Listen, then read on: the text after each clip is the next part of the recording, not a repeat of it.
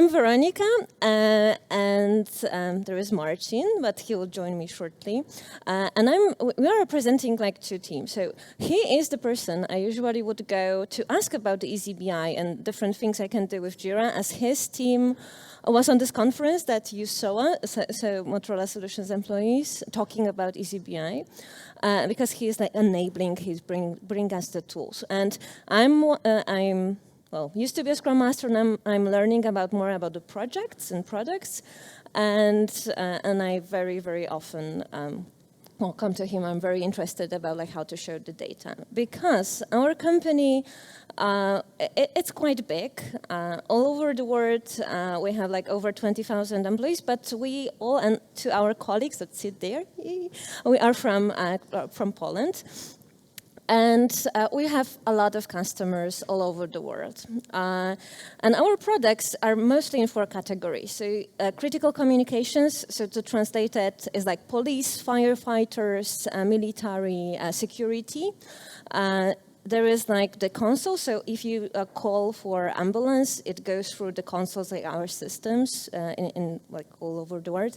We recently got into video and also the support. And what it means, like to us and our teams, it means that we really have a lot of projects that are very varied and diversified. And they very often bring their own history and habits and expectations about like what to show and how to show it. So we need to present the data in an understandable manner. We want to have the transparency so that we know what is there. As for instance, like yesterday on the talks, there was like, okay, none, what is none? Like, so we would like to have the traceability of information. And we would like to observe the trends to get better or just change and try something new. And also, it means like the reporting is extremely heavy, because like the reporting is the moment we can actually, look back and look forward and have other people that are not in the job to help us to get adapted. So you see that as a large company, we have the variety of needs. And over the years of using eazyBI, we tried different features. Today, we selected 4 very useful ones. It kind of overlaps with some other topics, but I hope it will be slightly different. And first, I would like to tell you about simple change, but something that is not very intuitive in eazyBI to especially new users. When they want to display the tree structure of issues into eazyBI that reflects Jira. So many times they use epics hierarchy, and it allows you to have the project node, epics, parent, and optionally subtasks.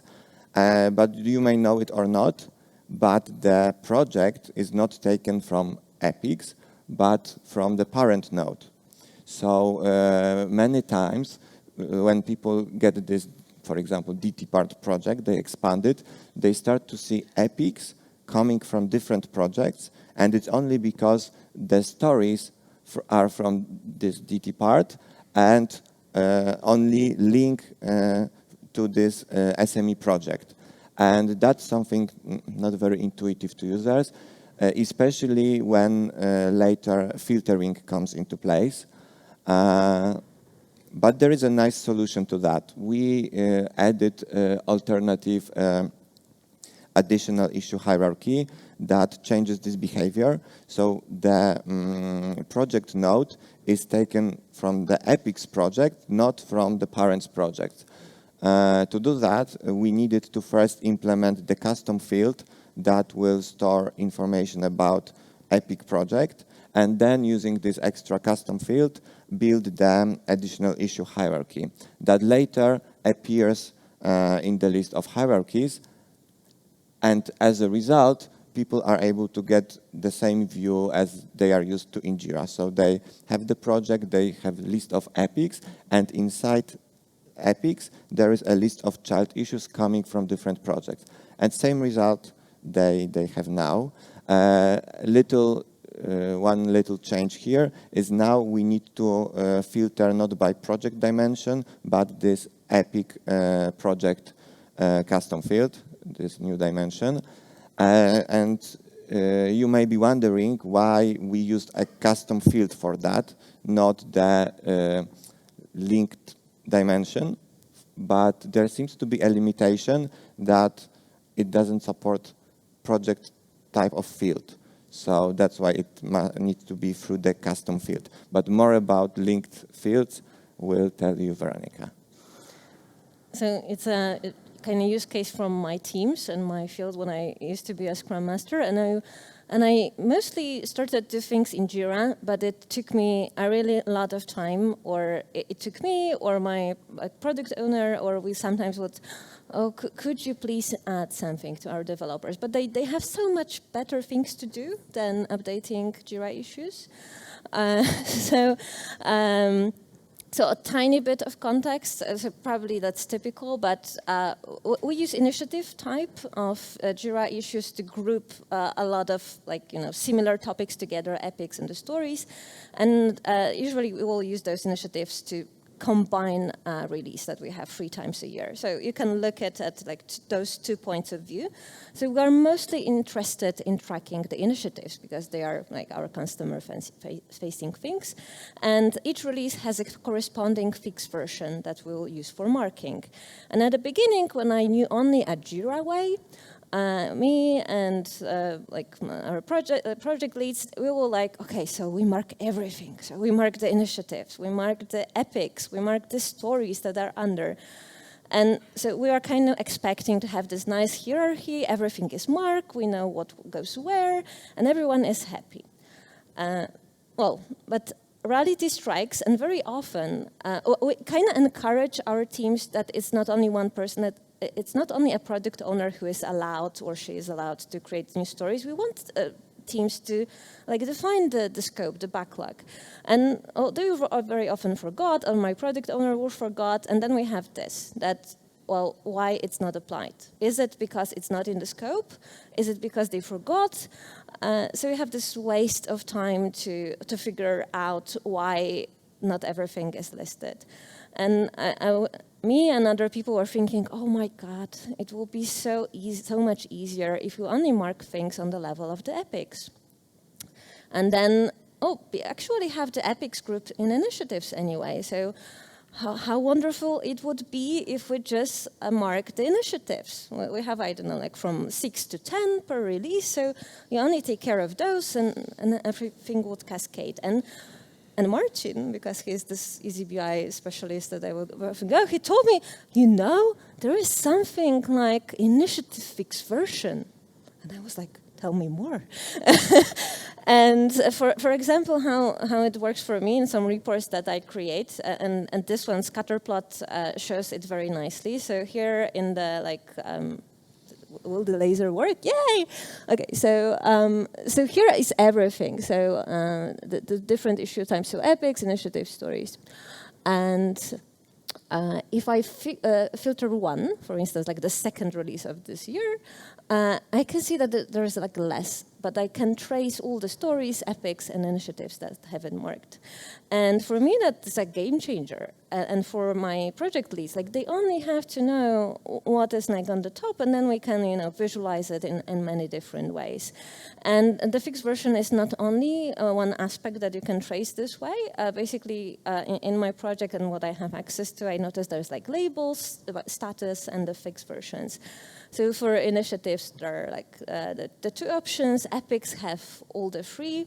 And there's also this parent and child relationship that was in the previous talk mentioned. So you can also filter easily by that because there's many options for that. So for me, it was a game changer and lifesaver. So I'm a heavy user of this. But I know that there's more options. So if somehow you don't know this, check them out, and they might save your time and attention in a big way. Going smoothly, so I have a long middle slot here. But why do I need that? So there's this reporting and updates. So again, 3 releases a year. And if I look today, there's one that is now just finishing, there is one release that is just in the middle, and there is one that just starts. And luckily, we went through this. We started standardizing, as Charles yesterday was talking. Like, it's kind of good to have a similar way of presenting your data to people who use them, and we started to do that. So each release has its kind of dashboard that combines many reports in a similar way. So each of those releases has very, very similar dashboard. And in eazyBI dashboarding, which are extremely nice and pretty, and I started from them, I had the issue that for each of those releases, I needed to create a new report and rename it, and like choose different page and drop down and save it into a folder. And if someone told me the open issues should not be blue, they should be gray, I had to do it at least 3 times. And that took a lot of my time. And each standardization, that would take a lot of time. And then Marcin again told me that, there is someone who embedded eazyBI reports on Confluence. And if you have this report embedded, and you update the drop-down, like the pages, you select something, and you click this tiny floppy disk that appears there now, and then save again, you save a separate instance of this report. You don't update the source report. On your Confluence page, it starts to live as a separate instance of that report. So what I have here on this page is, you see, like, I just easily copy one. It remembers the previous session. I just change the drop-down and save it. And that is 1 minute. This entire page took me 4 minutes to create. So this was 1 minute to display various cycle time scatter plots for the issue types that I have. So I can have some observations, for instance, like, okay, so the defects, like cycle time is much faster than for the stories. And the support are relatively new, and there are some outliers, you can. And it took me 1 minute to have this view for us to kind of inspect and adapt. And this entire page was 5.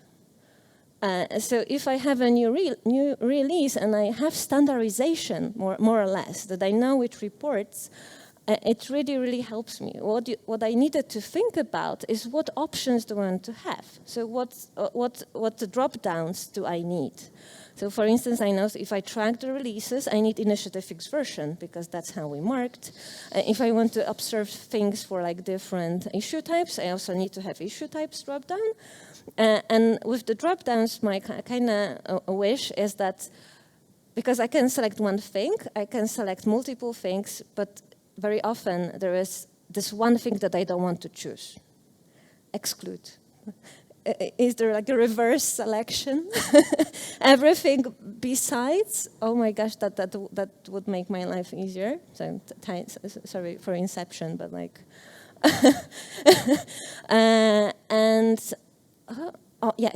sorry, one more thing. And what I also like about embedding in Confluence is that I can have multiple like headers, like I could, so in eazyBI dashboard, I can only put description on the top.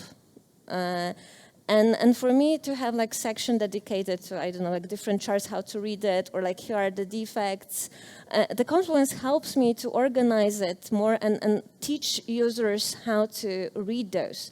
Because if I reuse the same report, like putting description in the report in a markdown, that's useless because it's 3 times the same. So here in the Confluence, it helps me to tell people what are you seeing and why I'm presenting it here. And not only on the top, because usually they would just scroll down and my descriptions is not noticeable. Right. Before I move on, maybe I will add one more thing to what you said.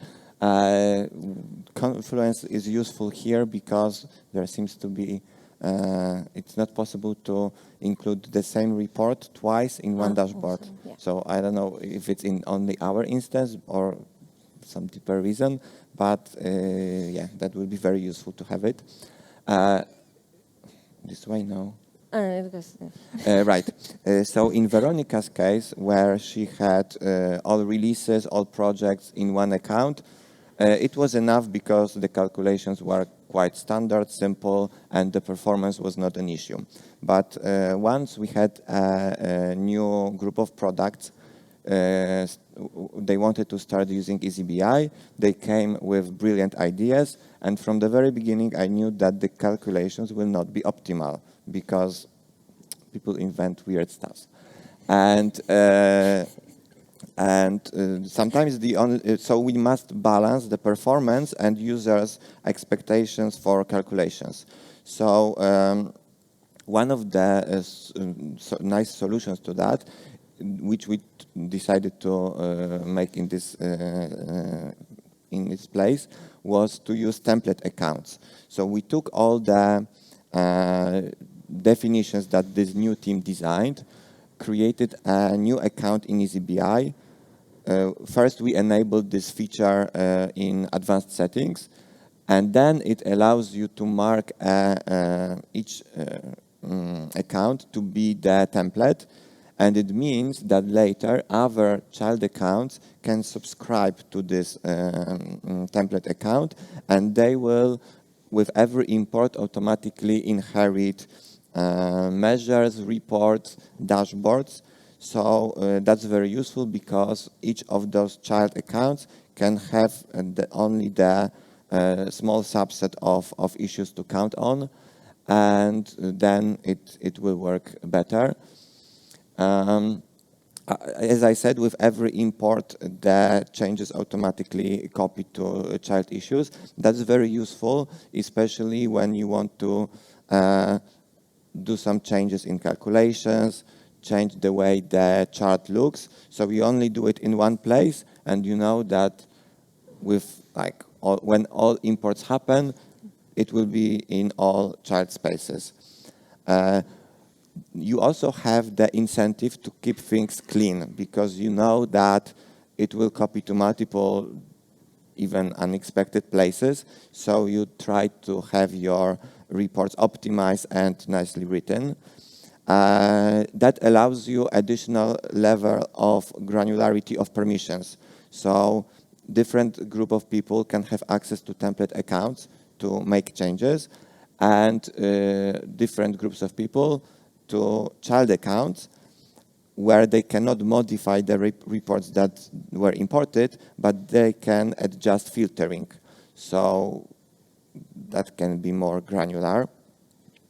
And the last thing is that because we were able to divide one potentially big space into small logical chunks, we can afford less optimal calculations. So you know it that many times we can use different eazyBI features, do our best, but what users make up is sometimes very complicated, and the only way is to limit the number of data to make it work.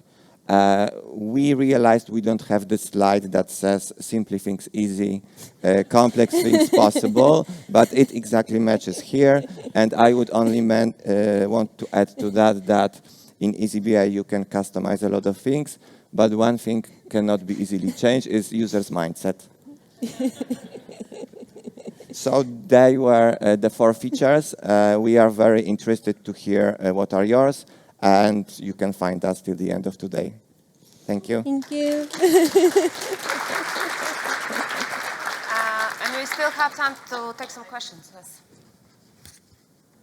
I don't have a question, but I just want to add that it's not only you who can add several reports to a dashboard, and it is a feature in our backlog pending user interest. So do write in and say that you're very interested in it, and we will upvote it for you as well.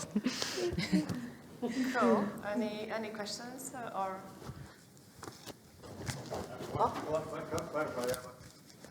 So could you clarify, so what would be the reason why you want the same report in the same dashboard? Does it kind of show because exactly? of the filtering. If you want, in this example that Weronika had, she wanted to have, it was cycle time. Or I want to show data for like inch-diffix version, like for instance 24.1. And then I need only one report. I'm going to embed it in Confluence, and I can have on one page the same report, when I look at the one release, then exactly the same report in eazyBI I can have on another page. And I just change the drop-down, and I update one single report if I change the coloring. But then you probably would want that you could also customize this page filters for each instance of that report in one eazyBI dashboard, Exactly, right? without making copy of the because report. currently only the page dashboard level page selection is saved, and so therefore it would apply for all the reports. Yeah, so that wouldn't be a just embedding. Yeah. Exactly that feature. Okay. Yeah. Thanks for thanks for clarifying the need. Thanks. Thank you. More questions? No? Thank you. Thank you, Weronika and Marcin, for your presentation. Thank you.